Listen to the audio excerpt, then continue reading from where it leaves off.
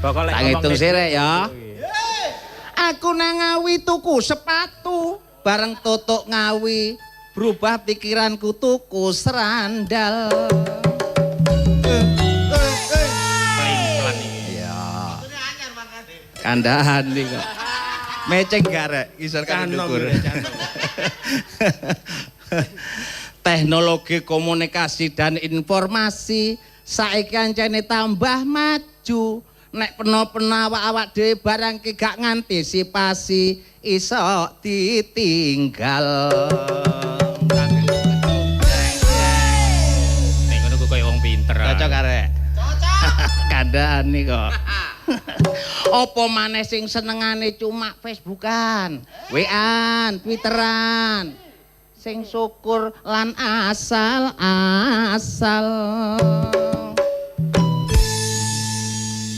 Top. Tabuhane enak sing ngitung kaya sapa rek? Guak biuk ngawur ae. Tampil terus are. Mulane dina iki ayo kanca aja sampe mancal-mancal. Oke. Iya toh? Ya. Nah, ayo saiki mbangun ekonomi sing berbasis digital. Lelo wong sak Jawa Timur calone mesti uripe mulya. Lho. Lale digendang dangdut ngene ya kudu dikancani aku.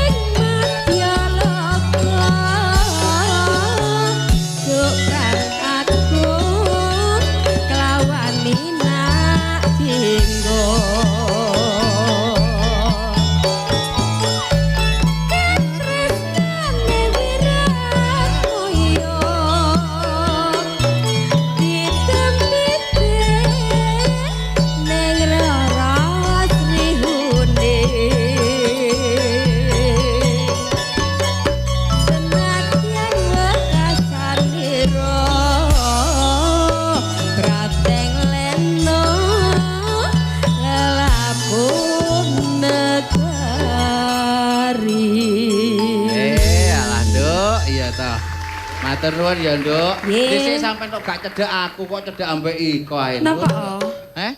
Ngerti otak pek dhewe. Ya apa, Cak? Aku ki mari kapusan. Awakmu kesusahan. Ini lho. Perkara anakmu? Duduk. Lho, jare anakmu mari ngandang sedelu. Duduk. Enggak ta? Iku wis mari. Wis mari. Terus saiki ana masalah apa, Cak? Iki aku pesen barang. Pesen barang iku wis tak per apa jenenge? Pesen barang. Iya, iku terus diper apa sih? Lewat online. Iya. Terus lah wis tak bayar lewat transfer ya. Iya. Tapi kok barangnya kok gak dikirim-kirim? Barangnya gak teko. Mari tak transfer wis ditutup sing iku. Jenenge apa lho? Wis bubah ditutup apa iki gara-gara sampean. Aku iso aku? melok-melok sampean, barang sing tak jaluk iku gak sesuai. Lho, iya. Iki ya kapusan pisan. Ya. Dadi munggo spek apa ya? Iya. Speke Spek. barang sing kok tuku karo sing di spek. Kuwi. Ngene lho, ngene lho ya. Ya apa ya? Awak dhewe urip iku kudu melok jaman. Saiki jaman iki kan mau dihitung to jaman teknologi. Saiki wong pedagang iku ya nggunakno teknologi. Mau wis diomongi to, saiki Jawa Timur iku mbangun UMKM, nek iso iku ngerti ekonomi digital. Kan ngono mau to. Lah saiki wong jamane IT kok ya pedagang ya kudu iso manfaatno IT. Lah ya aku wis melok jan. Lah ngene lho, Cak. Tapi Sing kok dimaksud iki mau kan ono sing curang, Ono sing curang. lusu, ono sing bejuk ya. Iya. Oleh Cak Warno iku pesen barang, Heeh. tapi barangnya gak teko duwe wis ditransfer. Lah iki ngono, Telkompas iki yo nah. iya oke aku melok Iya, iki gara-gara melok. iki. Barangmu gak cocok karo sing kok Barang sing dikirim iku lho. barang oh iya deh, sing dikirim barang iku. Nah, supaya jelas, awak dhewe ku dagang ku kepengin maju ya, sing diarani ekonomi digital iku mau ya. Ya sinau ya belajar. Mumpung ana sing iso Lho. jelasno. Iki Sampeyan bang kok ya, ngomong sampeyan. barang-barang emang barang iso apa to sakjane. Sing dikek-kekeran. Gak percaya sing ngomong iki. Yakin. Aku ya ora percaya belas karo wong tuwek-tuwek ngene mosok ngene menungso zaman milenial wis ora ngandel belas aku. Wis ngene lho. Perkara digitalisasi ekonomi ku wak dhewe enggak usah bahas. Soale malam ini ada pakar-pakarnya yang datang untuk menjelaskan persoalan itu. Loh, iya rek. Dadi awak dhewe iki masih Gak kapusan, suwe-suwe. Oh, iya, ben ora Masih kapusan. wong suwe-suwe tapi gak Wong dadi tuwek, korban. wong suwek. Ya wis, engko dirungokne kabeh. Gak dadi korban ngono lho. Nah, golek wonten pertanyaan silahkan ditanyakan langsung kepada beliau-beliaunya. Nggih. Awak dhewe masih wong suwe Iya. kok pengen pinter ya. Iya. Iya. Nggih, Wong nyun sewu. akhir. Yuk. Wadah.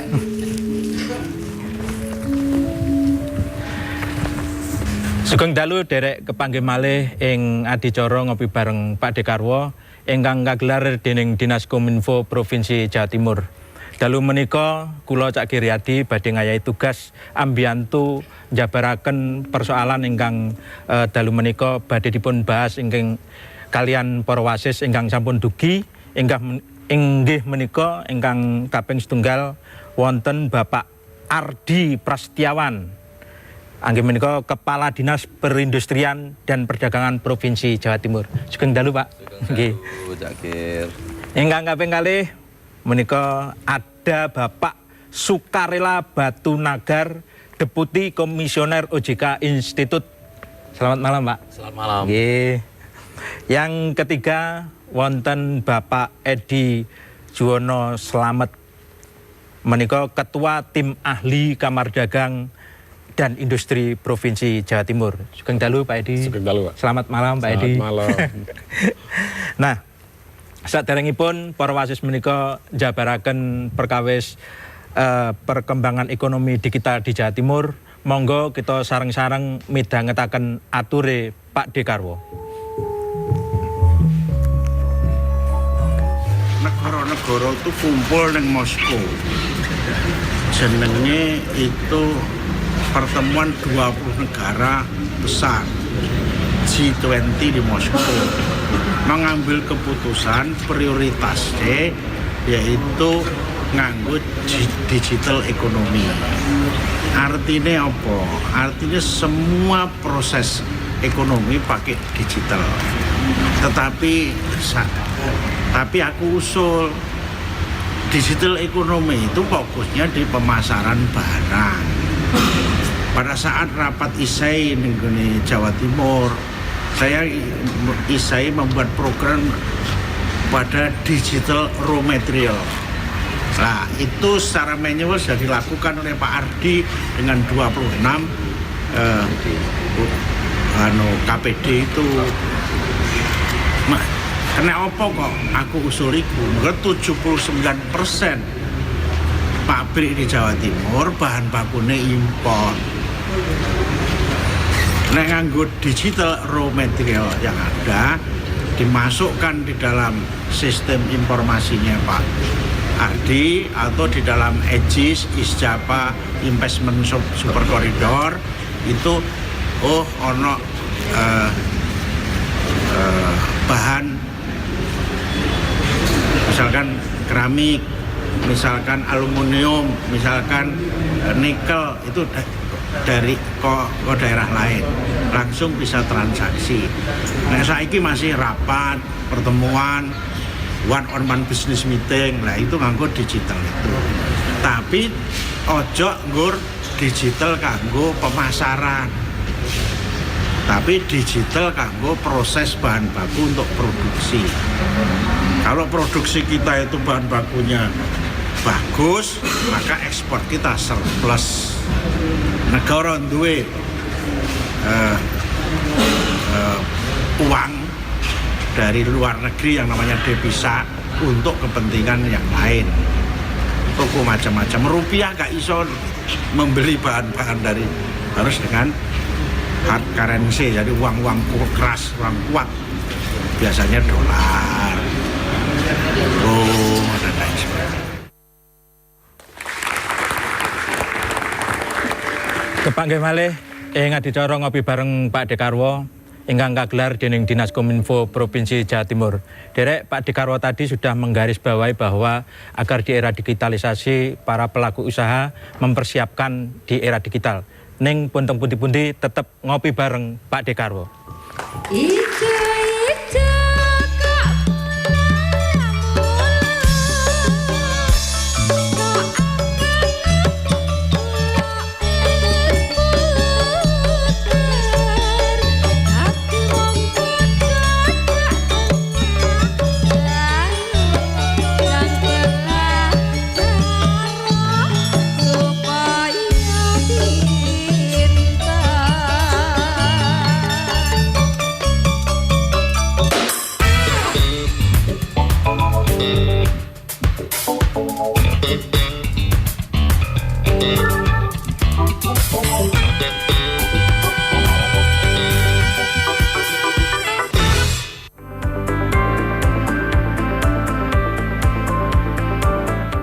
Pembangunan sumber daya manusia menjadi prioritas utama dalam perencanaan pembangunan Jawa Timur tahun 2019.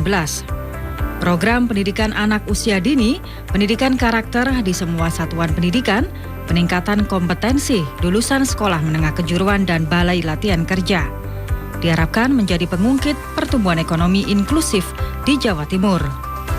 Sumber daya manusia berkompeten dan mandiri akan mendorong tumbuhnya wirausaha baru, meningkatkan pertumbuhan ekonomi serta daya saing industri dan perdagangan Jawa Timur, sehingga berdampak pada menurunnya angka pengangguran dan kemiskinan. Dengan sumber daya manusia berkualitas, akan mendorong daya saing wilayah dan kesejahteraan masyarakat Jawa Timur.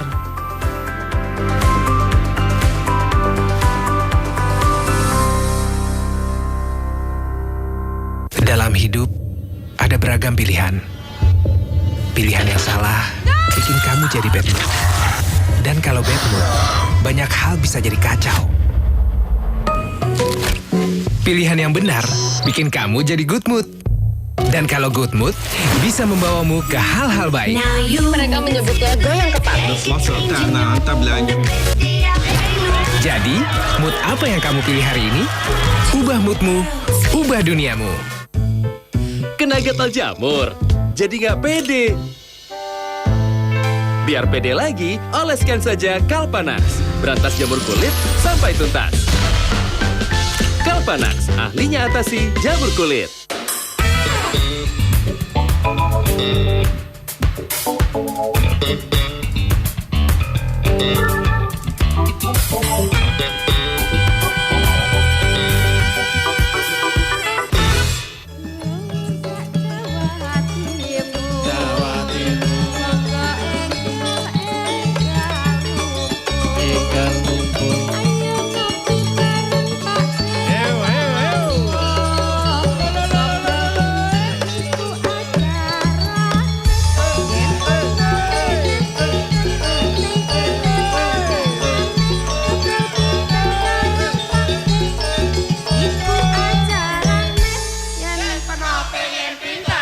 Ning kene panggonane.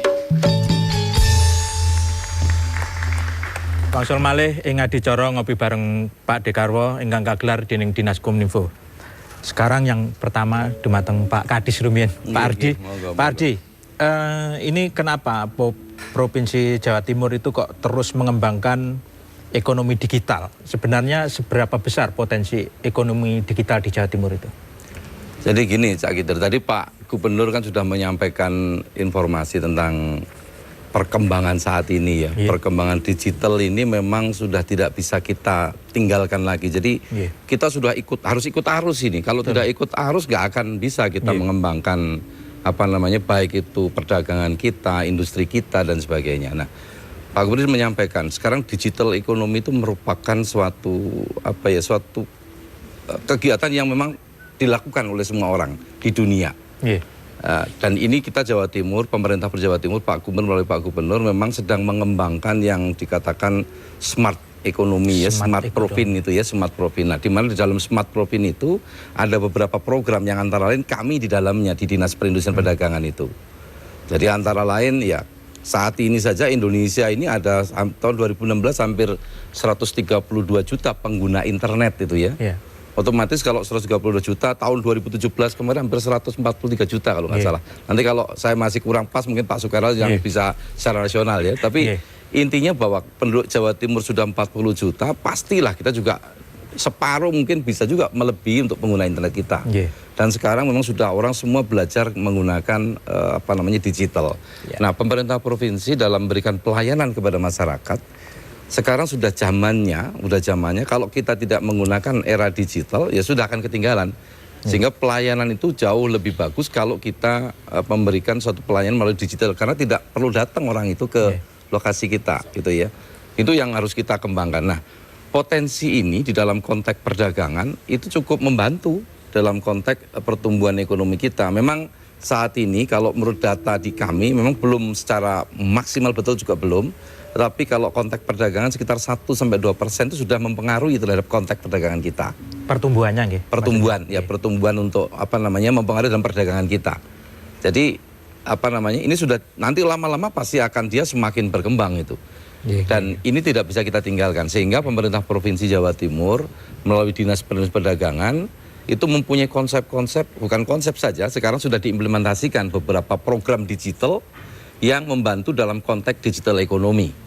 Ini sudah kita lakukan, antara lain program kita ada EJIS ya, Isjapa investasi super koridor. Orang kalau mau berinvestasi tinggal klik di situ aja dia bisa mengetahui dari dunia bisa masuk ke Indonesia, ke Jawa Timur. Kemudian ada yang di perdagangan kita ada namanya SIPAP, Sistem Informasi Perdagangan Antar Provinsi, untuk mengetahui produk apa yang kira-kira dibutuhkan di Jawa Timur untuk kebutuhan Jawa Timur, untuk produk Jawa Timur. Ada sistem informasi kantor perwakilan dagang, yaitu di 26 provinsi, kebutuhan apa yang dibutuhkan di provinsi lain. Itu masyarakat bisa mengakses di situ secara digital. Secara digital, mereka secara mudah, secara Android bisa mendapatkan data-data itu. Dan itu terus kita kembangkan nantinya yang masuk di dalam program sistem besar kita yang dikembangkan Pak Gubernur melalui Dinas Kominfo, yaitu melalui Smart Profin itu. Jadi di dalam Smart Profin sendiri nanti Dinas Kominfo akan lebih jelas sana. Tapi salah satu program di dalam Smart Profin itu ada program-program tentang perindustrian dan perdagangan yang mana termasuk juga tadi disampaikan Pak Gubernur kalau nggak salah kaitannya dengan impor. Impor ini memang saat ini struktur impor kita itu 79% adalah bahan baku penolong. 79,45% Pak, tepatnya. Nah, ini adalah produk-produk bahan baku yang digunakan untuk industri kita. Sehingga ini harus disubstitusi oleh produk-produk dari dalam negeri kita, dari provinsi-provinsi mitra kita. Memang masih banyak kendala di dalam proses logistiknya yang masih mahal sehingga dan kepastian. Nah, inilah yang harus dikembangkan di nasional kita dengan era tren teknologi digital ekonomi ini sudah berkembang. Masyarakat kita, produsen kita juga harus bisa memastikan kalau dia sudah menampilkan produk di di internet, di Instagram, di internet, di website gitu ya. Mereka harus bisa memastikan bahwa setiap produksinya sebulan berapa, sehingga orang pesen sudah pasti.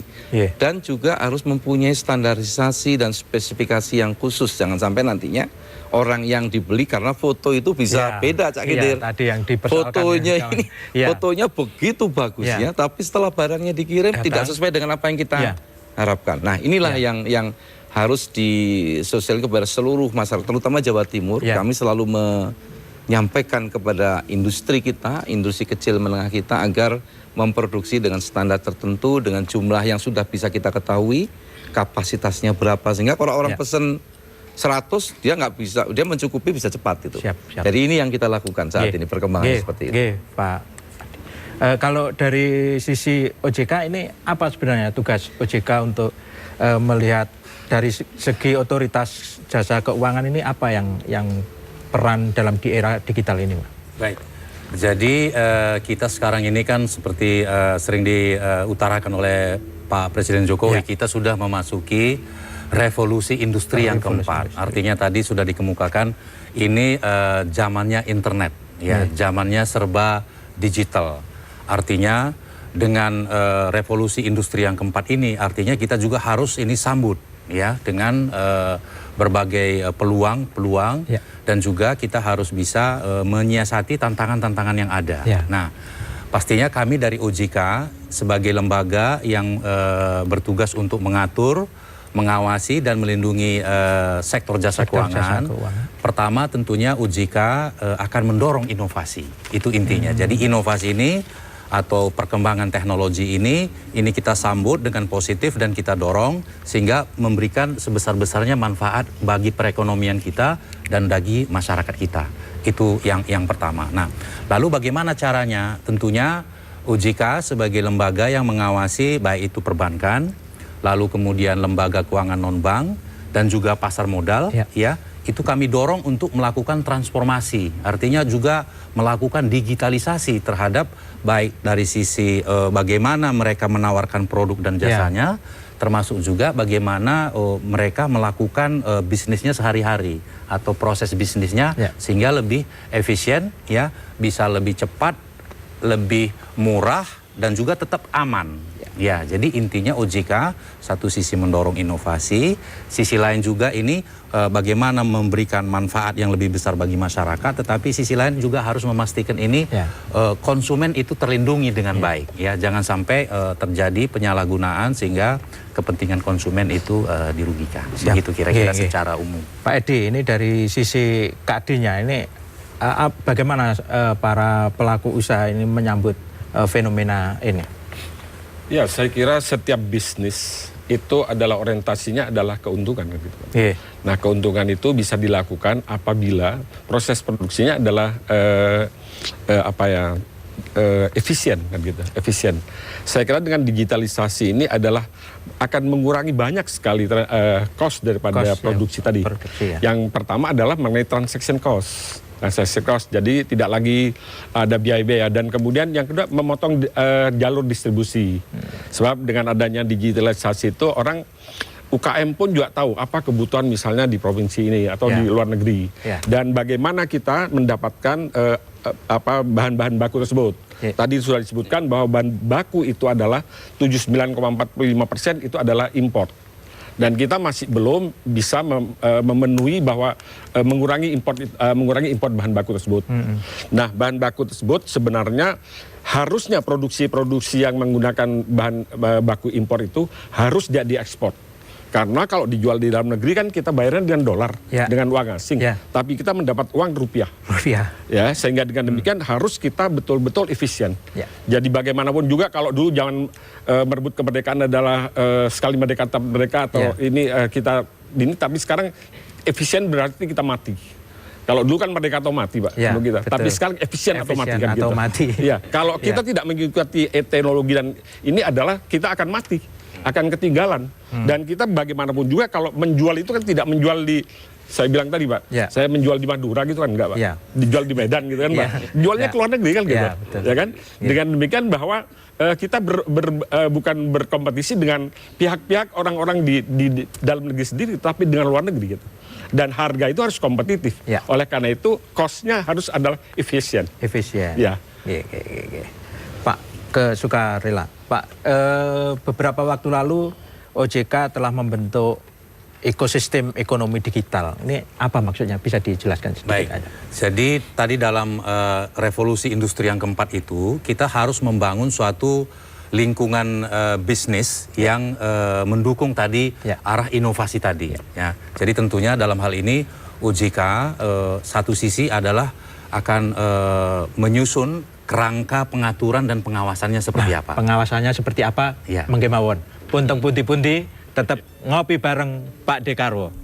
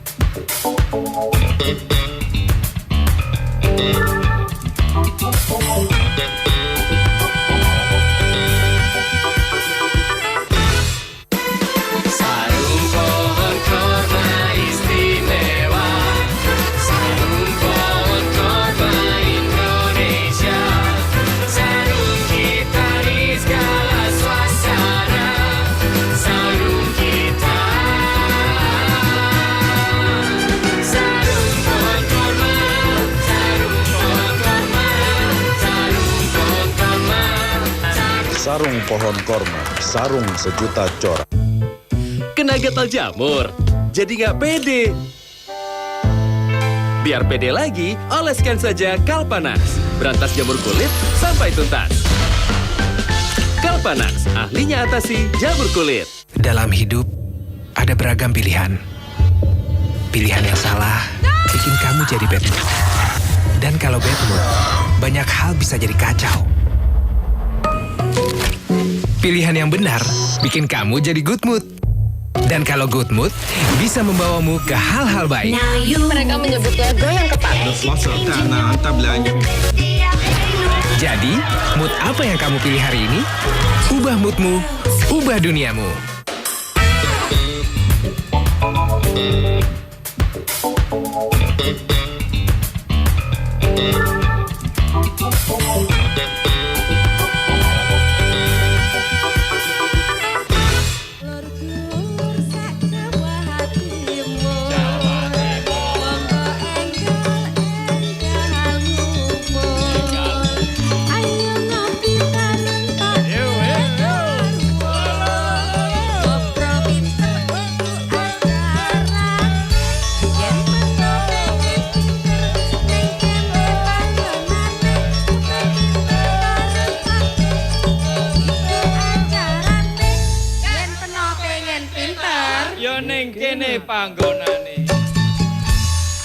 Langsung malih adicara ngopi bareng Pak Dekarwo ingkang kagelar dening Dinas Kominfo Provinsi Jawa Timur.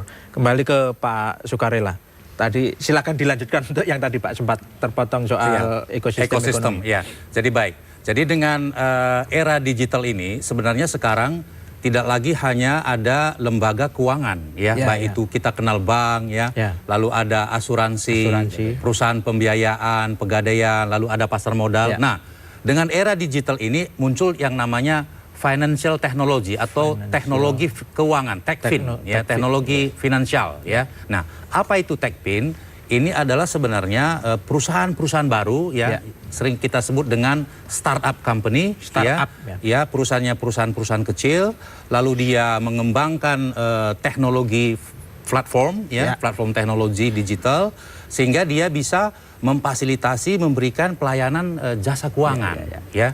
Karena kita tahu bahwa negara kita sekarang adalah negara yang besar, ya, berpenduduk besar, lalu kita juga masih ada beberapa tantangan sebenarnya, sekaligus juga peluang. Jadi yang pertantangan atau peluang yang pertama adalah bahwa akses ke keuangan kita itu masih relatif rendah. Hanya sekitar 36% dari penduduk dewasa yang memiliki rekening di bank, ya, apakah itu tabungan atau pinjaman, artinya masih relatif kecil. Itu yang pertama.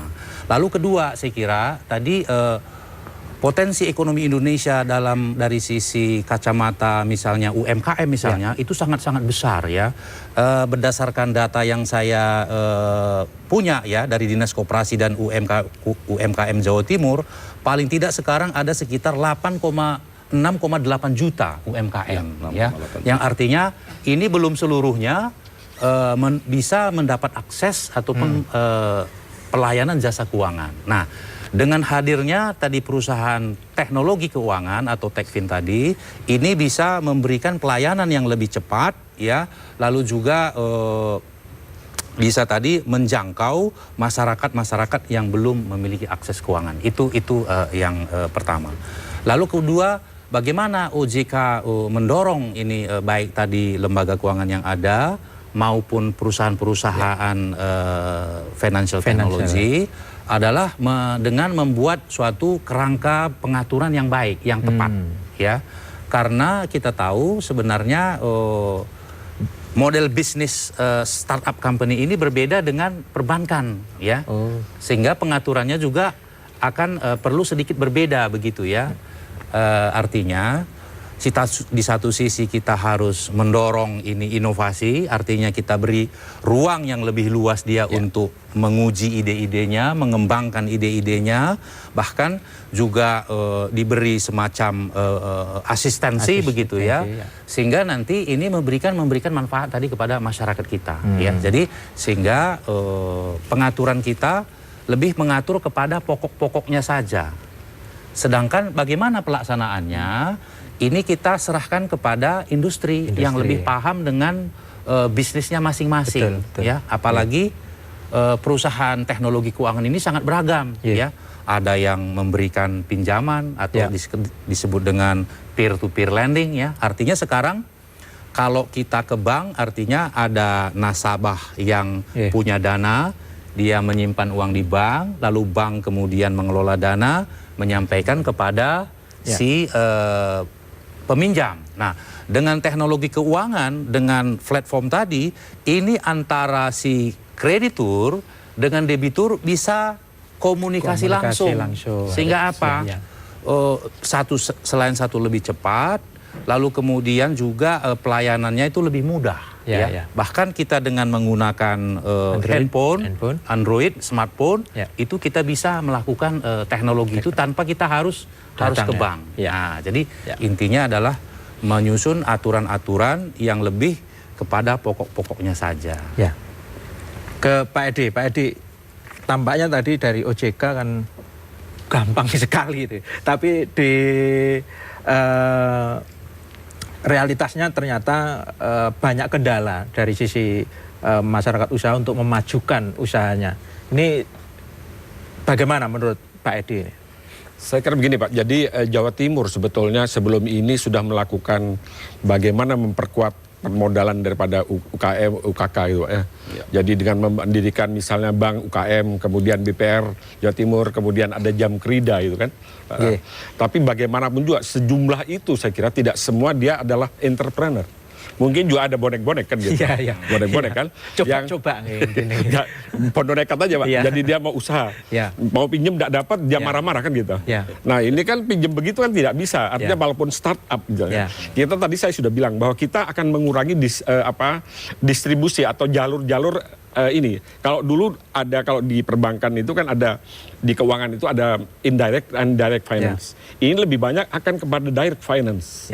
Cuman bagaimanapun juga pengusaha Pak, dari pengalaman ini adalah selama ini banyak sekali peraturan-peraturan atau kebijaksanaan pemerintah yang hanya sampai pada tataran kebijaksanaan gitu. Jadi ke bawahnya masih banyak pertanyaan-pertanyaan gitu Pak. Itu walaupun itu dilakukan oleh bank-bank. Kita menyadarin bahwa kalau bank itu adalah dia orientasinya keuntungan, bukan lembaga sosial kan. Tapi kita juga, Pemprov Jawa Timur itu sudah menjamin ada Jamkrida, Pak. Jamkrida. Oleh karena itu sebenarnya kalau misalnya kita berkoordinasi dengan baik, insya Allah bahwa Jawa Timur bukan hanya pertumbuhannya cuma 5 sekian persen, Pak ya. Ada orang memperkirakan 7%. Saya kira lebih dari itu. Sebab potensi kita adalah cukup besar.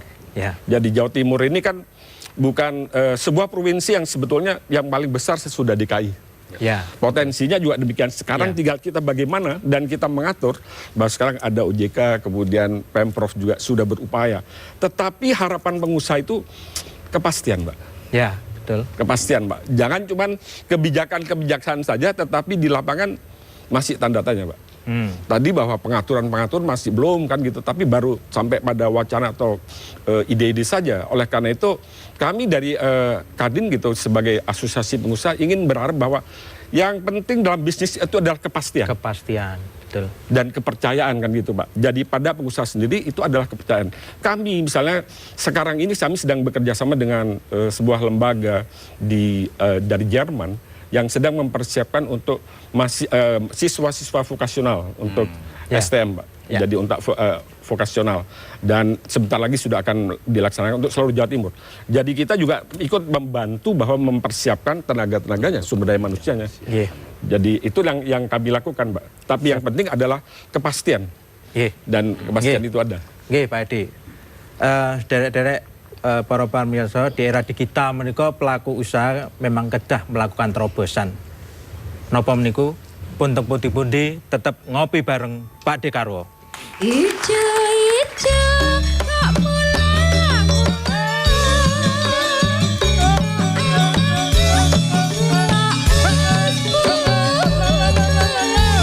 Hati wong padha cak kenang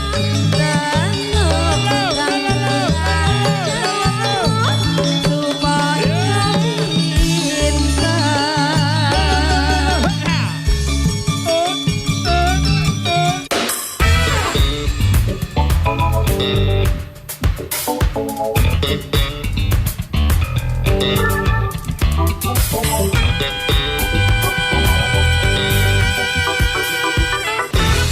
Dalam hidup, ada beragam pilihan. Pilihan yang salah bikin kamu jadi bad mood. Dan kalau bad mood, banyak hal bisa jadi kacau. Pilihan yang benar bikin kamu jadi good mood. Dan kalau good mood, bisa membawamu ke hal-hal baik. Mereka menyebutnya goyang kepala. Jadi, mood apa yang kamu pilih hari ini? Ubah moodmu, ubah duniamu. Kena gatal jamur, jadi nggak pede. Biar pede lagi, oleskan saja Kalpanax. Berantas jamur kulit sampai tuntas. Kalpanax, ahlinya atasi jamur kulit. Selamat malam pemirsa, Pojok Pitu kembali hadir menyapa Anda. Warga yang ingin menaiki bis ini hanya membayar dengan menukarkan sejumlah botol plastik bekas. Warga menduga sebelum nekat melakukan aksi membakar diri, pasangan selingkuh itu terlibat cekcok. Evakuasi lokomotif yang terguling dan kereta anjlok dari rel akan selesai hari ini. Dari penangkapan ini, polisi berhasil menyita barang bukti sabu seberat 6,5 kg. Pokoknya sing badi nomor 1 adalah Anda bersyukur itu badi. Karena rasa syukur itu menerbitkan kegembiraan yang murni, yang sejati. Ya nek sampean gembira karena duit, belum tentu itu kegembiraan yang benar-benar gembira. Jadi la in syakartum la azidannakum. Kadang-kadang gak payu itu ya rezeki, kadang-kadang kurang itu ya rezeki. Cuman bentuk ini ilmu keduanya adalah rezeki itu tidak hanya berupa materi. Sugeng telu derek pojok kampung yang pari kemana pendiuji karo berita-berita basa Surabaya. Tekorong pulau panganan sing diuji lab iku ditemokno pitu panganan sing positif nemu cacing parasit. 16 sopir taksi online Grab sing sepakat gawe order abal-abal. Dek pas dioprasikno dalam tol Ngawi Wilangan wis diliwati paling sithik 500 motor. Tersangka ngaku DE wis ping 3 pesen godhong ganja teko Medan.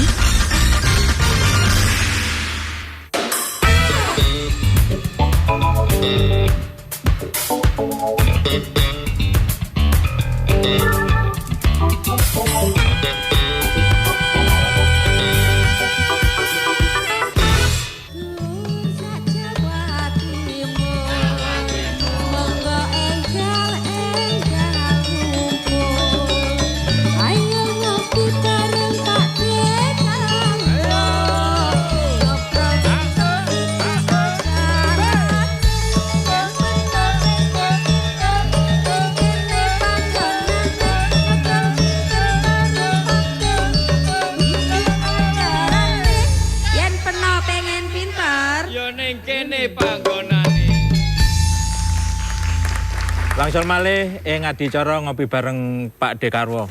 Sik tak mulai dhisik aku golek kanca padha gak ngertine iki soalé.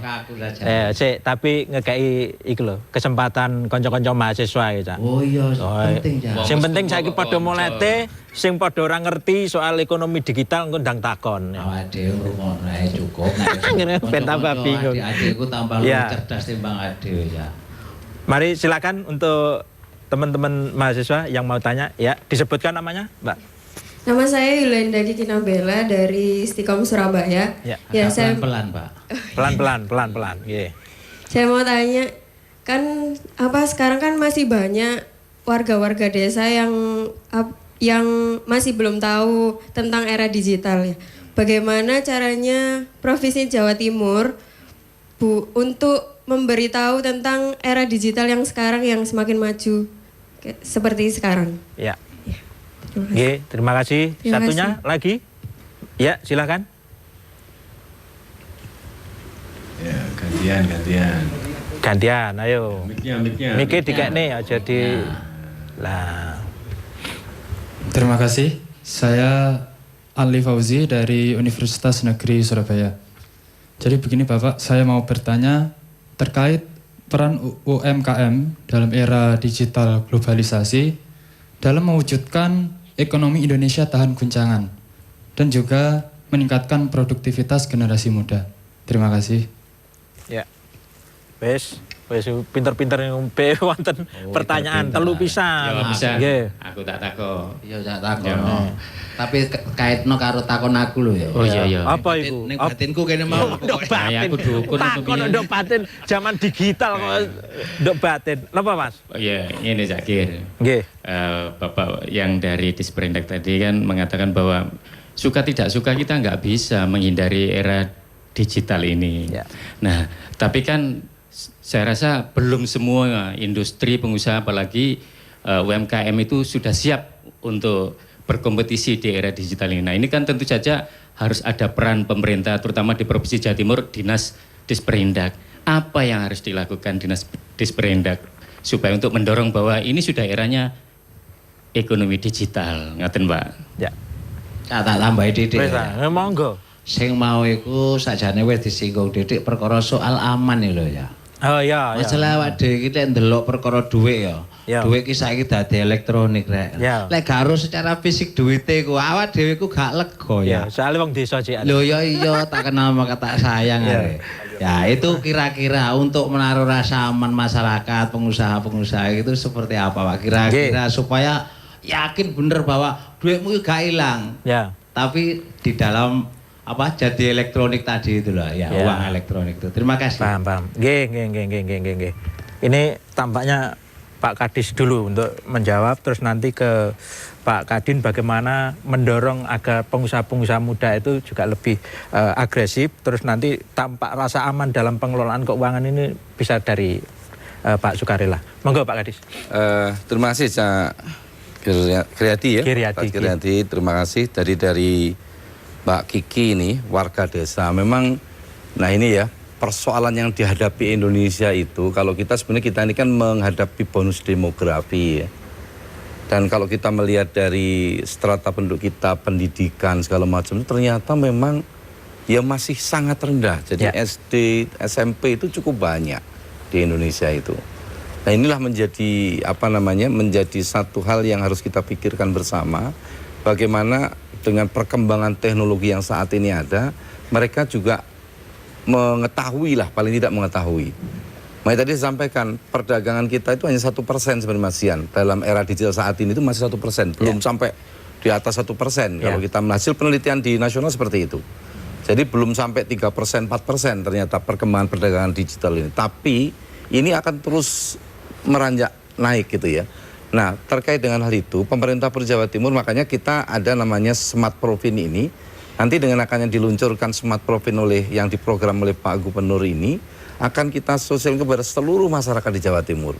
Karena Smart Provin itu intinya di dalamnya adalah memberikan pelayanan baik itu kepada para pengusaha, bagaimana pemerintahan yang baik, kemudian juga kepada masyarakat, juga terhadap IKM kita, nyambung ke Mas Ali tadi.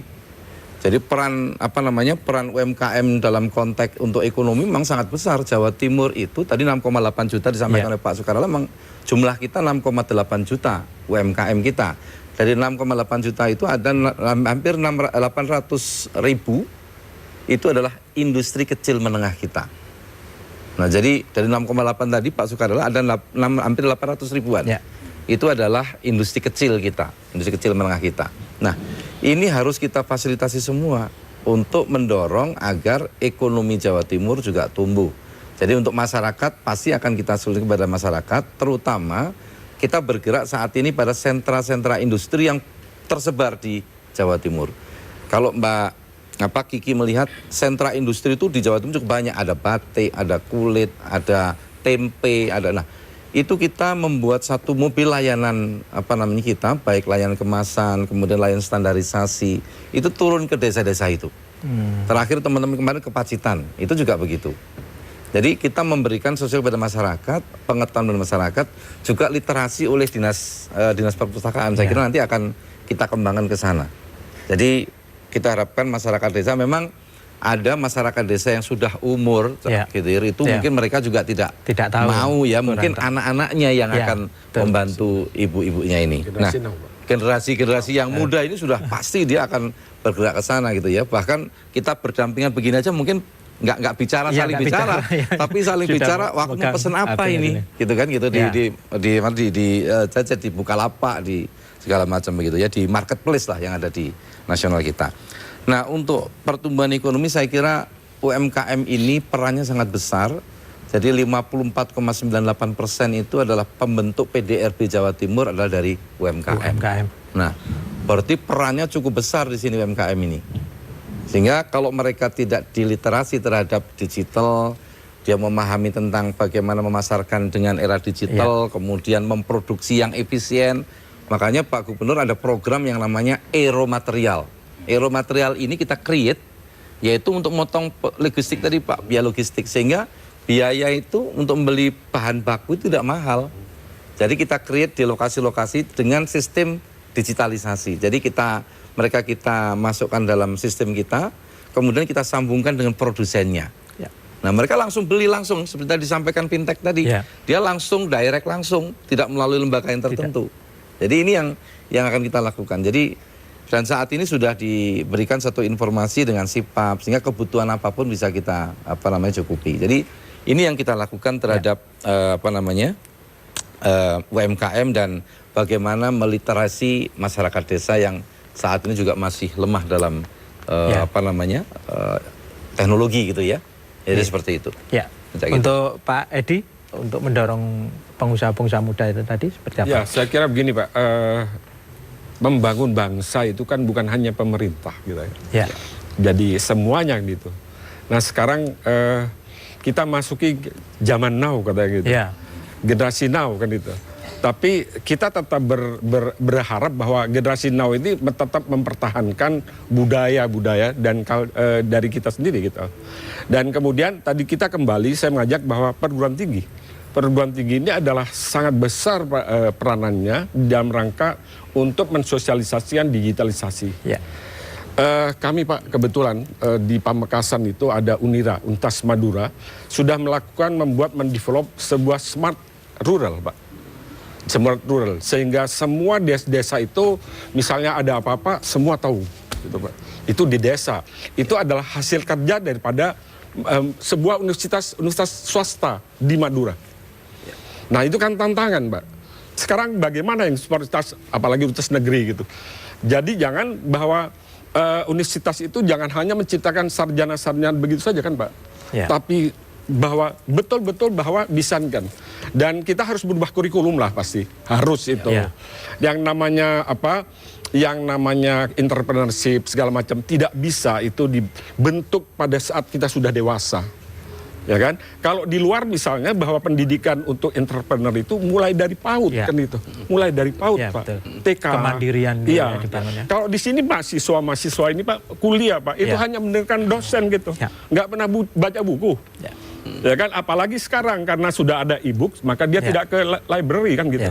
Nah, hal orang-orang yang semacam ini bagaimana kita bisa mengharapkan bahwa dia menjadi entrepreneur ya. Jadi sistem itu juga yang harus didirikan. Ya. Jadi tadi kami bahwa kami Kadin Jawa Timur bekerja sama dengan sebuah, saya tidak lupa namanya, minggu depan saya harus juga TOT ke Jakarta tentang bagaimana melakukan nantinya bahwa siswa-siswa sekolah vokasi itu akan sekaligus mendapatkan sertifikasi profesi. Jadi setiap orang yang bekerja sekarang, dulu kita kan pakai kartu kuning, Mbak. Nantinya yang bekerja itu harus punya sertifikasi profesi. Bahwa apa yang saudara mampu. Walau misalnya kami sarjana misalnya apapun juga, tapi kemampuannya apa sih gitu kan? Kompetensinya apa sih? Kalau nggak ada kompetensinya, nggak ada comparative advantage gitu, gimana kita mau kompetitif? Apa yang ditawarkan? Gitu iya, betul, Pak. Ya kan? Kalau mengenai ini, Pak, pemasaran sekarang dijelasin, memang keamanan itu siapa yang bisa menjamin? Apakah polisi? Nggak ada polisi digital kan, Pak? Nggak ada. Jadi sekarang lebih baik kita COD aja, Pak. COD aja, cash on delivery. Jadi barang nyampe kita bayar. Main transferan, Pak, Masya Allah. Kadang-kadang barangnya gak pas, kemudian transfer wis melaku, dintani sedina, rong dina, seminggu, sebulan, setahun gak teko-teko. Arep lapor sopo. Nah, mungkin dari Pak Sukarela bisa menanggapi soal keresahan teman saya tadi, soal itu tadi pengawasan. Baik, itu tadi. jadi memang salah satu tugas dari OJK adalah melakukan edukasi dan perlindungan terhadap konsumen sektor jasa keuangan. Nah, bagaimana kita lakukan? Ada berbagai elemen di dalam edukasi dan perlindungan yang dilakukan oleh OJK. Pertama tentunya kita ada peraturan atau regulasi, sehingga kita buat koridor ya. Artinya standar-standar tata kelola yang baik, manajemen risiko yang baik, dan seterusnya. Itu yang pertama.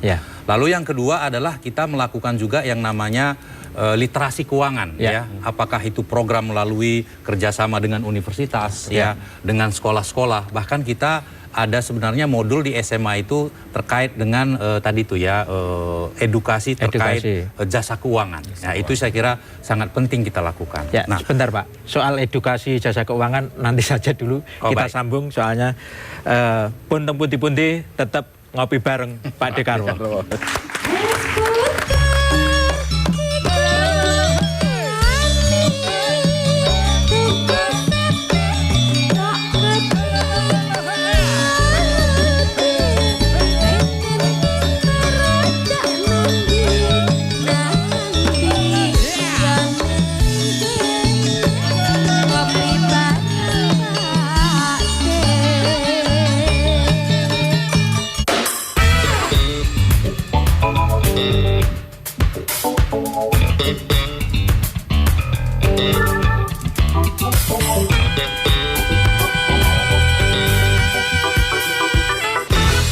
Dalam hidup, ada beragam pilihan. Pilihan yang salah bikin kamu jadi bad mood. Dan kalau bad mood, banyak hal bisa jadi kacau. Pilihan yang benar bikin kamu jadi good mood. Dan kalau good mood, bisa membawamu ke hal-hal baik. Mereka menyebutnya goyang kepala. Jadi, mood apa yang kamu pilih hari ini? Ubah moodmu, ubah duniamu. Baru mie urai, ori, dan pipih. Uraikan kekayaan kuliner. Mie urai International Taste dari mie burung dara. Sugeng telu derek pojok kampung yang pada kemarin penguji karo berita-berita basa Surabaya. Teko 20 panganan sing diuji lab iku ditemokno 7 panganan sing positif ngemu cacing parasit. 16 sopir taksi online Grab sing sepakat gawe order abal-abal. Dek pas dioprasikno dalam tol Ngawi Wilangan wis diliwati paling sithik 500 motor. Tersangka ngaku dhek wis ping 3 pesen godhong ganja teko Medan.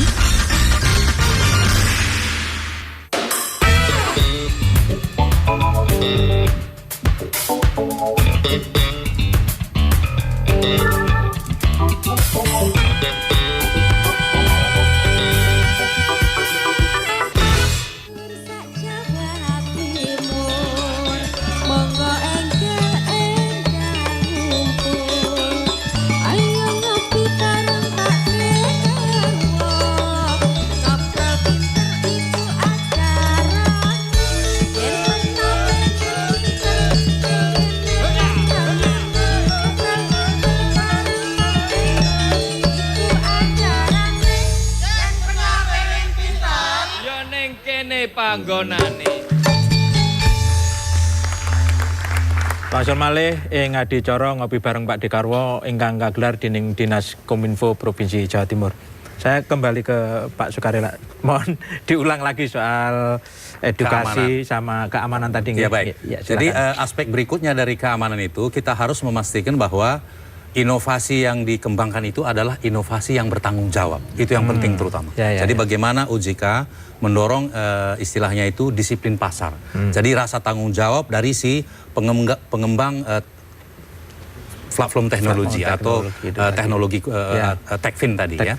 Itu yang pertama. Lalu kedua adalah tadi melalui edukasi dan literasi keuangan kita juga mengajak seluruh masyarakat ya baik itu kreditur maupun debitur itu juga lebih melek kepada aspek-aspek keuangan sehingga dia lebih tahu apa kebutuhannya, lalu kemudian dia juga menyajikan data secara bertanggung jawab, secara benar, secara transparan, ya. Jadi kita ke depan itu mendorong transparansi, ya, sehingga si kreditur lalu bisa memilih debitur yang tepat, lalu si debitur juga secara jujur mengungkapkan mengenai data-data perusahaannya pribadinya, karena nanti di era digital ini semuanya itu akan tercatat. Ya, artinya tercatat, nanti akan ketahuan siapa yang sering melakukan tidak benar penyimpangan, itu nanti akan terpilah dari sistem itu sendiri. Jadi itu saya kira yang penting kita lakukan. Selain juga tentunya kami punya juga terlibat di dalam namanya Satgas Waspada Investasi. Jadi intinya sebenarnya dua. Satu adalah tindakan preventif. Ya, kalau tadi dengan edukasi, sistem yang baik, semangat yang bertanggung jawab. Nah, sisi lain kalau sudah terjadi misalnya ada kasus-kasus pelanggaran hukum, ini ada Satgas Waspada Investasi yang siap nanti memfasilitasi permasalahan itu, lalu kemudian tentunya ada pihak yang berwenang untuk melakukan penegakan hukum. Siap Pak Suka. Ya. Mungkin ini juga kaitan jasa keuangan sudah seperti itu. Untuk yang barang produk tadi kan juga kayaknya terbohongi juga.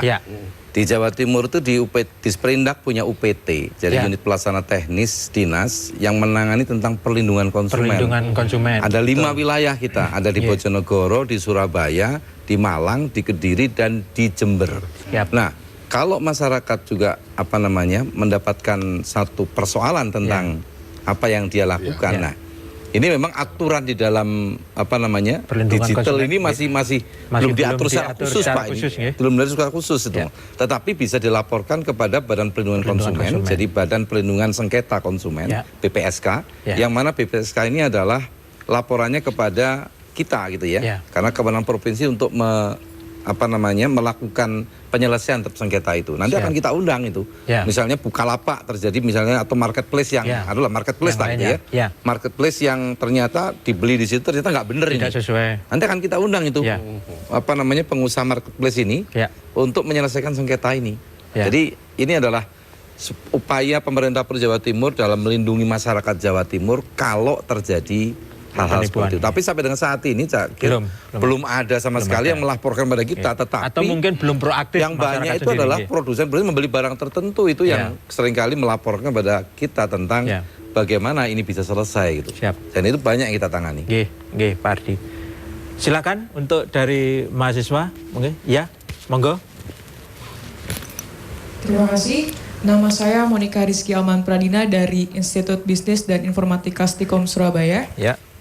Jadi langsung saja pertanyaan saya adalah bagaimana solusi atau dorongan pihak pemerintahan dalam mendukung dan membuka akses bagi para startup di era digital saat ini, utamanya bagi pengusaha muda.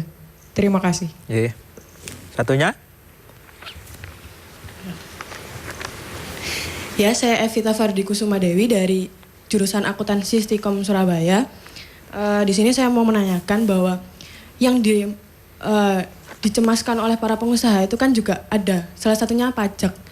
Nah, di era digital ini kan juga kita memikirkan bagaimana pemerintah itu bisa memberikan transparansi pajak kepada para startup muda yang memang baru mengetahui dan baru membuka usahanya. Seperti itu.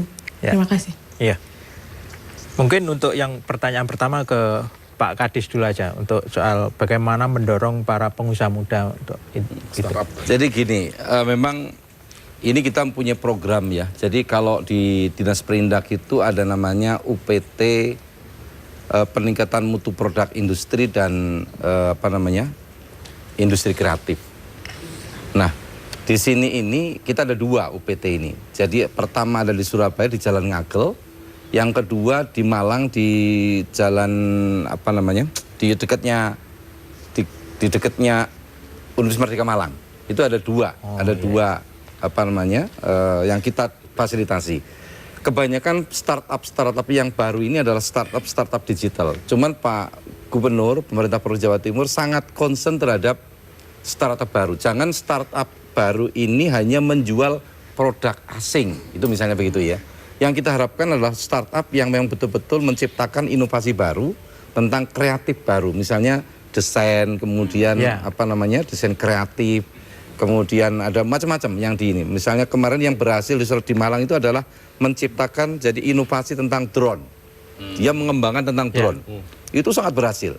Akhirnya dia bisa, yang satu orang dari mahasiswa, dia bisa keluar dari inkubasi kita, Jatim Indonesia Kreatif, Jawa Timur Kreatif, itu keluar untuk membentuk satu perusahaan sendiri. Ini sudah terjadi.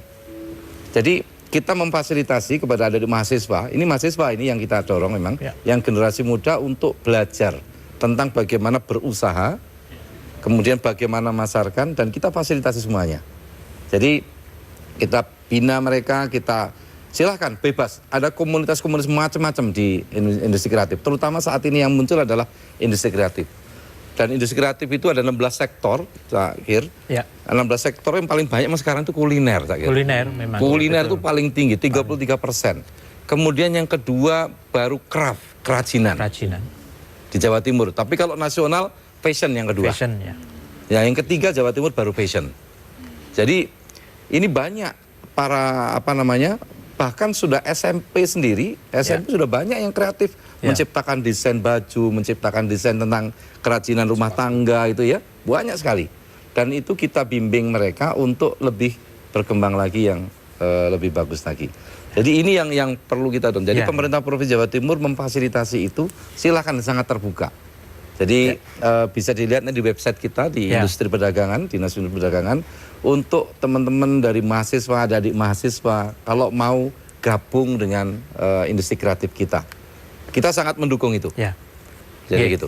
Kalau Pak Edi, dari Kadin sendiri, para pelaku anak-anak muda ini bagaimana ini? Saya kira memang bahwa bagaimanapun pajak itu kan menjadi hantu pengusaha. Kan? Apalagi buat startup tadi. Startup tadi mestinya kalau saudara saya bilang, aduh saya belum usaha kok sudah pajak Pak, gitu kan. Dia bilang gitu kan. Jadi sebetulnya kalau misalnya sudah digitalisasi, bahwa kita tahu apa yang harus kita lakukan, sebab kita ini di Indonesia, kita semua termasuk saya, tidak ini pajak gitu ya. Jadi rasanya bahwa kita enak-enak saja.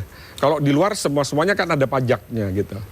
Apalagi sekarang buat startup, dia harus belajar juga bagaimana membuat sebuah perusahaan. Dan pemerintah tentu saja, provinsi, saya kira dia menjamin adanya tax holiday dulu kan gitu. Jadi selama setahun atau 2 tahun kan gitu kan. Jadi itu adalah untuk mendorong. Kalau belum apa-apa, belum masih izinnya sudah setengah mati, udah pajak gitu kan. Di tempat kita ini kan pajak paling rimbun gitu kan. Cuman bernapas saja ada pakai pajak kan gitu. Nah, hal-hal yang sedemikian, tetapi itu harus menjadi tadi literasi daripada startup tadi untuk bagaimana membuat sebuah perusahaan, apa kewajiban perusahaan, dan pemerintah berharap bahwa adanya holiday tadi dan kemudahan-kemudahan tadi. Bahwa sekarang pemerintah mengatakan bahwa izin itu hanya 3 hari. Ya kalau syaratnya sudah penuh semua. Kalau enggak ya suwi, iso setahun kan gitu. Ya kan? Jadi saya bilang bahwa mahasiswa juga harus tahu. Jadi akuntansi misalnya Mbak, jadi jangan cuman debit kredit saja kan. Ya kan? Tahu bagaimana itu adalah bisnis kan gitu. Bisnis kita. Jadi memang kita harus yang ingin terjun kepada usaha, dan saya kira juga Kadin juga bisa memberikan masukan-masukan, sebab Kadin ini kan juga tugasnya juga adalah memberikan konsultasi kepada pengusaha-pengusaha. Tapi saya pikir bahwa di dalam konsep kami adalah sebenarnya UKM itu lebih baik bahwa dia vertical integration. Jadi tidak bahwa UKM itu berdiri sendiri, jadi menjadi bagian sebuah industri gitu. Jadi kalau di luar misalnya Honda misalnya, dia tidak akan membuat semua dari ban, pentil sampai mesin itu Honda semua. Tidak. Ya kan? Harus ada bagian-bagian yang dikerjakan oleh rumah tangga atau juga kepada startup tadi kan gitu. Ya. Jadi berikan kesempatan, itu yang kita sebut dengan vertical integration. Dan itu adalah semua bisa didigitalisasi kan gitu. Hal-hal yang mana yang kita bisa lakukan, hal-hal mana yang kita harus hindari, hal-hal mana yang merupakan kewajiban kita kan itu. Dan itu adalah menjadi itulah pentingnya digitalisasi gitu. Ya. Nanti untuk soal literasi, digitalisasi dan persoalan pajak silakan Bapak dari OJK untuk menyampaikan itu. Untuk pundi-pundi tetap ngopi bareng Pak Dekarwo.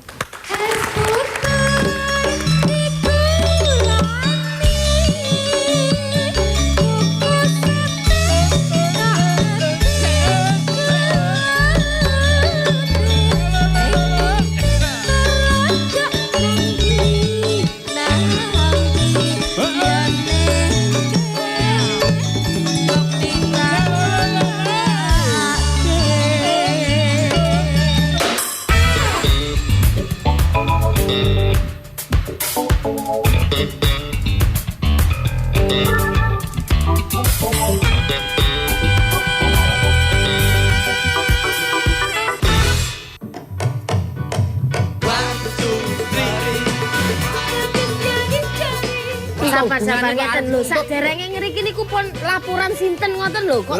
Laporan percil aku nggon. Aku percil lho kau. Aku Doro. Kau. Iya, Doro sing paling sugih. Sugih, yang kalau mau gerasa sasi nih penjara sugih opo. Sabar sih. Gimana kok asik sendiri toh? Asiknya barengan toh Mas Dek. Lah terus? Rame kali. Acara ini dipersembahkan oleh Baru Sarimi Rasa Teri Pedas. Selamat malam pemirsa, Pojok Pitu kembali hadir menyapa Anda. Warga yang ingin menaiki bis ini hanya membayar dengan menukarkan sejumlah botol plastik bekas. Warga menduga sebelum nekat melakukan aksi membakar diri, pasangan selingkuh itu terlibat cekcok. Evakuasi lokomotif yang terguling dan kereta anjlok dari rel akan selesai hari ini. Dari penangkapan ini, polisi berhasil menyita barang bukti sabu seberat 6,5 kg.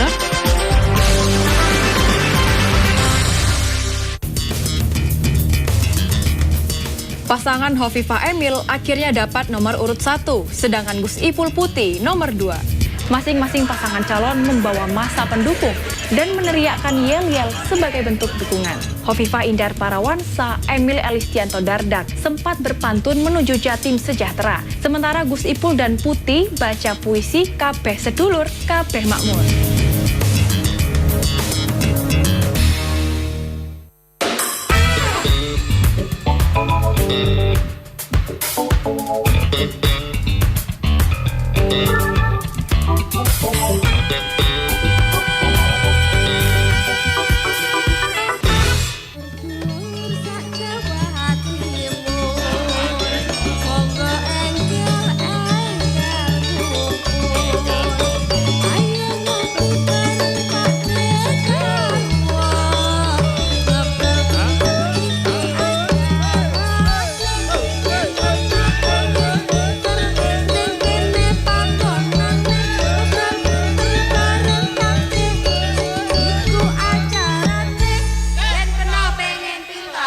Ning kene panggonane.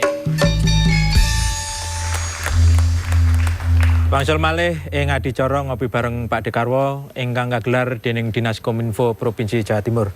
Kembali ke Pak Sukarela. Pak, sebelum dijelaskan soal pajak tadi ya dari pertanyaan dari mahasiswa, ini soal PP nomor 74 tahun 17 tentang peta jalan e-commerce di Indonesia.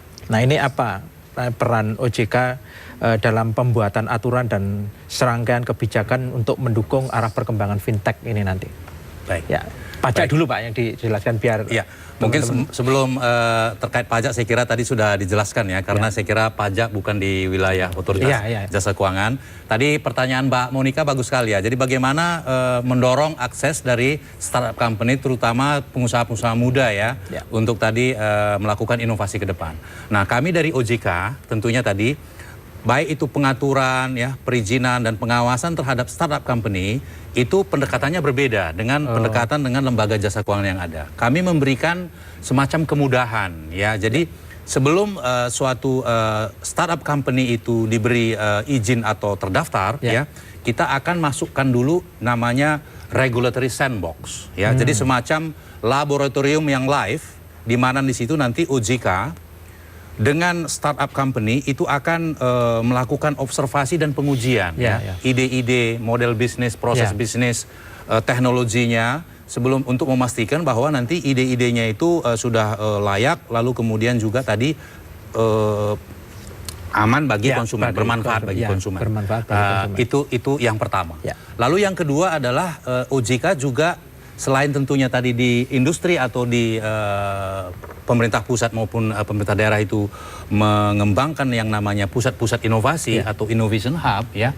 Kami di OJK juga membentuk yang namanya fintech center, pusat tadi itu ya inovasi keuangan digital, ya. Apa fungsi dari fintech center ini? Pertama adalah tadi memberikan ruang ya bagi startup company, ya, termasuk dari adik-adik mahasiswa, ya, akan diundang ke sana untuk bisa melakukan sharing, ya, mengembangkan ide-ide di sana, bertemu dengan teman-teman para inovator-inovator, ya, bahkan nanti akan kita datangkan pendampingan dari perusahaan-perusahaan yang sudah mapan, ya, untuk memberikan ide-ide sharing-sharing. Itu yang pertama. Lalu yang kedua, kami juga dari sisi regulator akan mendatangkan juga regulator yang terkait dari Bank Indonesia nanti terkait sistem pembayaran, dari perindustrian misalnya, dari Kominfo terkait teknologinya, sehingga adik-adik mahasiswa itu bisa melakukan pertanyaan, ya. Startup company bisa mengajukan pertanyaan-pertanyaan, bahkan masukan-masukan bagi regulator, sehingga sekarang memang salah satu kunci sukses memasuki revolusi industri keempat itu adalah tadi itu sinergi dan kolaborasi, ya. Sinergi dan kolaborasi antar tidak dari sisi regulator atau institusinya, tetapi juga dengan para pemain. Jadi sama-sama belajar, ya. Jadi artinya sekarang itu harus benar-benar kolaboratif antara pemain, lalu kemudian tadi regulator, termasuk juga dunia akademisi, ya. Jadi menjadi pusat-pusat inovasi juga. Jadi ini yang kita lakukan. Antara lain misalnya juga bagaimana lomba-lomba inovasi ke depan, itu ini akan kita kembangkan. Nah, di daerah saya punya teman di sini, Bapak Budi Wikanto, ya, dari OJK Kantor Regional 4 Surabaya, ada namanya Tim Percepatan Akses Keuangan Daerah, ya, TPKAD, di mana di dalamnya juga Pemda itu bahkan menjadi ketua, ya. Jadi di situ itu sebenarnya semacam innovation hub juga sebenarnya, yang nantinya tentunya ini bisa kita kaitkan dengan tadi fintech, lalu kemudian inovasi-inovasi di industri, dan seterusnya. Ya ke Pak Kadis dulu, Pak Adi. Pak, ini kan kita yakin bahwa industri digital ini akan berkembang pertumbuhannya di Jawa Timur. Sebenarnya indikasinya ada di mana ini untuk melihat ini? Jadi memang saat ini kan sudah dicanangkan, ya, roadmap atau peta jalan tentang industri revolusi keempat ini, dan memang sudah berbasisnya Internet of Things segala macam itu. Nah, saat ini memang masih dilakukan oleh perusahaan-perusahaan besar. Jadi kalau perusahaan kita banyak tantangannya sebenarnya. Industri revolusi keempat ini semuanya sudah sebenarnya era robotik sebenarnya. Tapi pada industri-industri yang mempunyai tenaga kerja banyak, kita dorong untuk tetap berjalan sesuai dengan penyakit tohnya, dalam arti tidak mengurangi tenaga kerja. Tapi bagi yang memang membutuhkan ketelitian, kecepatan yang tinggi, dia baru menggunakan industri yang revolusi keempat. Tapi pada prinsipnya bahwa tantangan ini tantangan bagi pemerintah. Untuk IKM, untuk industri kecil menengah, itu indikasinya sebenarnya sudah mulai kelihatan. Jadi mereka itu sudah mulai menggunakan pemasaran menggunakan era digital, ya. Dia memasarkan menggunakan marketplace. Kemudian kalau produksi ini yang masih kita dorong mereka untuk bagaimana menciptakan efisiensi terhadap bahan bakunya. Ini yang terus kita dorong. Jadi bahan baku ini bagaimana kita dekatkan bahan baku itu mendekati sentra-sentra industri mereka. Ini yang kita dorong mereka. Dan kalau yang mereka sudah mulai belajar, dan kita dari Dinas Perindustrian Perdagangan selalu memberikan bimbingan kepada mereka. Ya, pelatihan kita kepada mereka memang tidak banyak, Cak Kir. Pemerintah provinsi juga uangnya terbatas juga ini. Tapi kita membina mereka dalam konteks-konteks industri yang berbasis sudah teknologi. Karena berkaitan dengan standarisasi, berkaitan dengan daya saing. Ini kan nggak bisa kita tolak. Kemarin saya ngikuti Cak Kir, saya cerita sedikit ya kalau boleh ada waktu ini saya. Kemarin saya ngikuti Pak Gubernur kunjungan ke Georgia, ke Azerbaijan, kemudian ke India. Di sana rupanya juga sudah, ya digital ini sudah menjadi satu konsep yang sangat bagus dan digunakan dalam konteks pelayanan. Saya melihat di Georgia itu adalah pelayanan nomor satu pintu nomor satu di dunia. Dan seluruh dunia ke sana. Dan memang semuanya sudah menggunakan sudah video komplain saja sudah langsung di situ. Dia kesempatan jadi multiple channel bagi masyarakat dilayani cukup banyak. Dan itu langsung dijawab oleh pemerintah. Jadi ada lembaga sendiri yang menangani itu, baik di Azerbaijan maupun di Georgia. Jadi ini pun menjadi contoh yang harus kita contoh. Dan kita Jawa Timur sudah ada saat ini, namanya Aegis tadi. Jadi Aegis itu adalah pelayanan kepada para pengusaha. Misal startup, tadi ada adik startup, juga bisa masuk ke situ sebenarnya. Di situ ada virtual tour yang mana ada kalau mau investasi segala macam. Perizinya bagaimana. Dan ini menjadi satu tantangan bagi kita. Dan saya kira seluruh dunia sudah menerapkan digital ini. Itu yang saya. Makasih Pak Kadis. Derek, memang di era digital itu keterbukaan itu tetap harus ada kewaspadaan. Maka dari itu pemerintah sudah memberikan stimulan terhadap pengusaha-pengusaha muda. Selain itu juga ada peraturan-peraturan yang membatasi persoalan-persoalan yang terkait dengan digitalisasi usaha. Punten pundi-pundi tetap ngopi bareng Pak Dekarwo. Es puter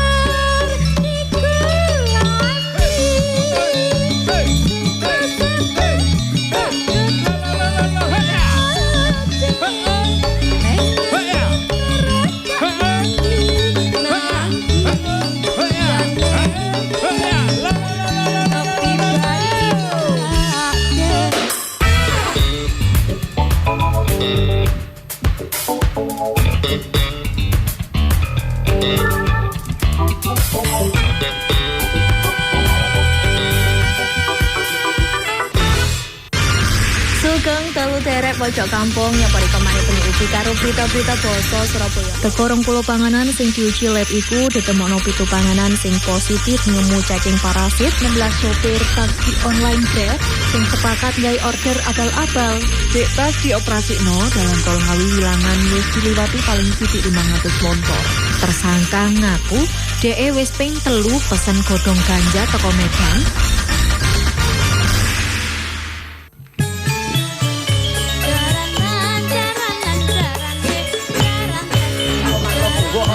Masalah paspor, visa gitu ya Bang?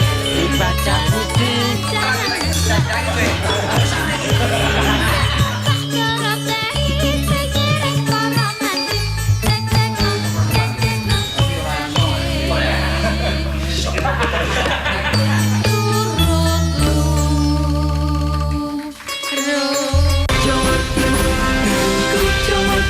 Pesta demokrasi sudah di depan mata. Pilkada serentak 2018, pemilihan gubernur dan wakil gubernur, serta pemilihan kepala daerah di 18 kabupaten kota di Jawa Timur. Ikuti informasinya dalam program Pojok Pitu, Pojok Kampung, Jatim Awal, Pilkada Serentak, dan Jatim Memilih. JTV, saluran Pilkada Jawa Timur.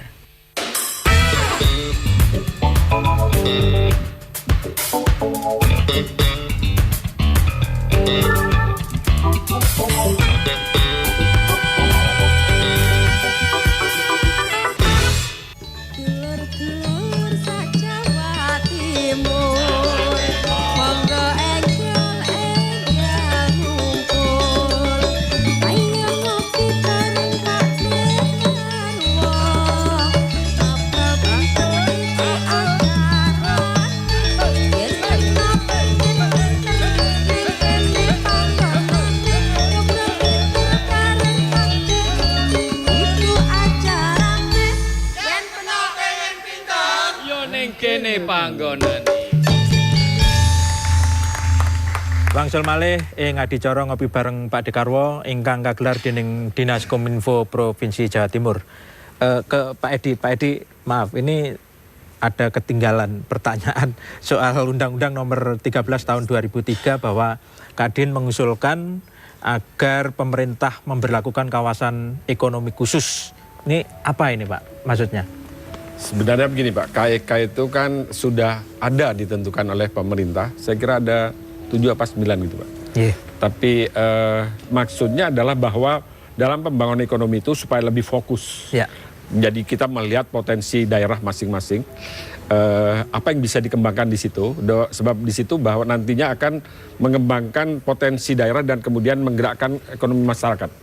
Jadi misalnya pariwisata misalnya Pak, pariwisata itu kan bukan hanya kelencer saja, tetapi di situ ada hal-hal yang lain.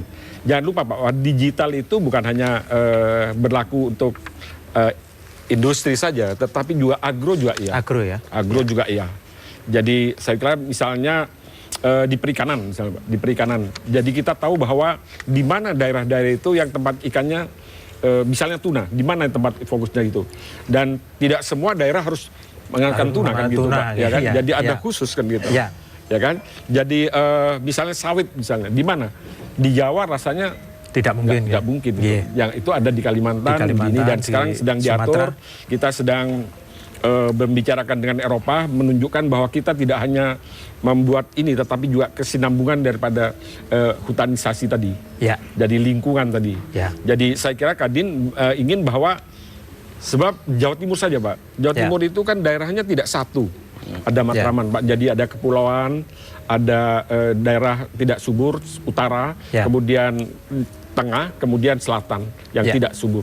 Nah itu kebijaksanaannya tidak bisa secara umum begitu, tidak. Siap. Harus khusus ya? Iya harus khusus. Siap. Oke, Pak Suka, apa sebenarnya saran kepada masyarakat bahwa industri digital itu juga ada sebab akibatnya? Apa saran kepada masyarakat, terutama mengenai jasa keuangannya? Baik. Jadi saya kira dengan era digital ini kita perlu manfaatkan ya dari inovasi-inovasi yang ada, sehingga ke depan itu sebenarnya kami melihat ini suatu hal yang sangat positif sekali, bagaimana sektor jasa keuangan kita bisa lebih stabil ya, lebih inklusif tadi, lebih menjangkau masyarakat kita yang selama ini di piramida dasar ya. Lalu juga lebih kontributif, artinya memberikan manfaat sebesar-besarnya bagi masyarakat kita. Tentunya dengan melalui tadi sinergi antara pemerintah dengan regulator, lalu juga dengan para pengusaha, termasuk akademisi. Ini saya kira kita perlu membangun semangat yang bersama, karena saya kira Indonesia adalah negara yang besar, kita punya ekonomi yang besar, bonus demografi, lalu pengguna internet yang terbesar juga di dunia. Ini benar-benar harus kita tangkap peluang ini, sehingga benar-benar nanti ke depan itu tidak hanya dari sisi sektor jasa keuangannya yang bertumbuh dan lebih stabil, tetapi juga ekonominya juga akan bangkit dan memberikan manfaat sebesar-besarnya untuk masyarakat kita. Untuk ini apa yang pengen disampaikan saya kira kepada yang penting Cakir bagi masyarakat Jawa Timur, yang pertama dengan era perkembangan teknologi digital yang saat ini berkembang begitu besar, sampaikan Pak Sukarela tadi, saya kira pas sekali gitu. Dan masyarakat Jawa Timur janganlah hanya menjadi penonton gitu ya, itu yang penting. Harus aktif ya. Nah, ini anak-anak muda, generasi muda, mahasiswa ini harus berkembang terus ini. Jadi jadilah pemain-pemain handal menurut Pak Gubernur, petarung-petarung yang handal. Ini Pak Gubernur selalu pesan kepada kita seperti itu Pak Gubernur Jawa Timur. Jawa Timur adalah pusat gudangnya yang petarung handal. Ini yang harus dilakukan. Kemudian yang kedua, manfaatkan informasi teknologi dengan bijak. Ya, dengan bijak. Jangan sampai sekarang kan hoax juga banyak, Cakir. Jadi hati-hati dalam mencermati informasi teknologi. Jadi harus bijak dan arif ya untuk meningkatkan terutama untuk ekonomi dan taraf hidup masing-masing keluarga di Jawa Timur. Kemudian yang ketiga, untuk masyarakat industri yang khususnya industri kecil menengah, ya mari kita bersama-sama berbenah sesuai dengan perkembangan era teknologi ini untuk meningkatkan kuantitas kita secukupnya, kualitas kita baik, dan juga bagaimana kita meningkatkan daya saing kita di produksi luar. Matur suwun Pak Gadis, derek-derek era digital menika adalah era keterbukaan. Jadi silahkan berani mengakses internet, berani mengakses digitalisasi agar perekonomian, pertumbuhan ekonomi di Jawa Timur meningkat dengan pesat sesuai dengan harapannya Pak Dekarwo maupun dari Kadinas Provinsi Jawa Timur. Pun teng pundi-pundi kula Cak Giryadi ngelingaken dateng para sederek bilih saat menika adalah era digitalisasi. Jangan takut untuk melakukan digitalisasi usaha. Matur nuwun.